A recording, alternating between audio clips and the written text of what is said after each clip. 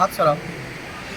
জয় ভীম, জয় ভারতের সংবিধান, জয় মূল নিবাসী, জয় ইন্ডিয়ান সিভিল ফ্রন্ট, জয় নওশাদ সিদ্দিকী স্যার। আমি মজনুল লস্কর, আমি ডায়মন্ড হারবার কেন্দ্রের প্রার্থী। আমি একজন ভারতীয় স্বেচ্ছাসেবক এবং ভারত সরকার দ্বারা পুরস্কারপ্রাপ্ত। আমি গত 3 দিন ধরে আমার সিকিউরিটির জন্য আবেদন করছি।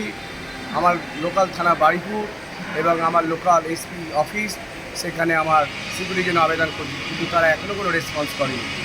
ঠিক অন্যদিকে অভিষেক ব্যানার্জি যে কোনো মন্ত্রী বা মিনিস্টার নয়, সে আমারই মতো একজন ক্যান্ডিডেট, তার কিন্তু সিকিউরিটিতে ভরা, জেড ক্যাটাগরি সিকিউরিটি পাচ্ছে।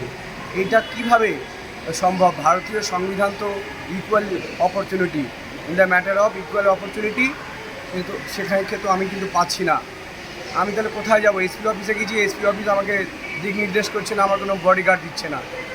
তাহলে অভিষেক ব্যানার্জিকে বডিগার্ড দেওয়া হচ্ছে শুধু তার পিসি মুখ্যমন্ত্রী বলে। এটা তো অন্যায়। আজকের আমরা সংখ্যালঘু মুসলিম বলে আমাদেরকে গার্ড দেওয়া হচ্ছে না, অর্থাৎ যে কেউ আমাকে হত্যা করতে পারে, যে কেউ আমাকে গুলি করতে পারে। এর মধ্যে দুবার আমার উপর আক্রমণ হয়েছে, আমি প্রশাসনকে জানিয়েছি, তাও প্রশাসন আমার কোনো গার্ড দিচ্ছে না। এরপরে আপনারা ভাববেন ভোট কীভাবে হতে পারে?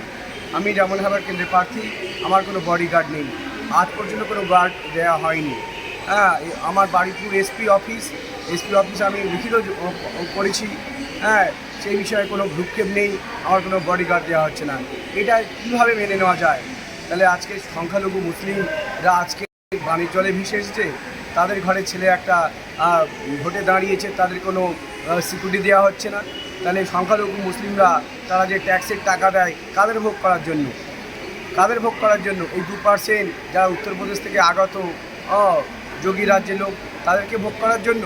আমি প্রশ্ন করতে চাইছি বাঙালিদেরকে যে আমার কোনো সিকিউরিটি নাই কেন? আমি তো সরকারি এসপি অফিসকে জানিয়েছি, এখন আমাকে সিকিউরিটি দেওয়া হলো না। এর মধ্যে দুবার আমার আক্রমণ হয়ে গেছে। তাহলে ফ্রি অ্যান্ড ফেয়ার ইলেকশন কীভাবে সংগঠিত হবে? ফ্রি অ্যান্ড ফেয়ার ইলেকশনের তো কোনো সম্ভাবনা দেখছি না আমি এখানে। ধন্যবাদ। ভিডিওটি প্লিজ লাইক এবং শেয়ার করুন।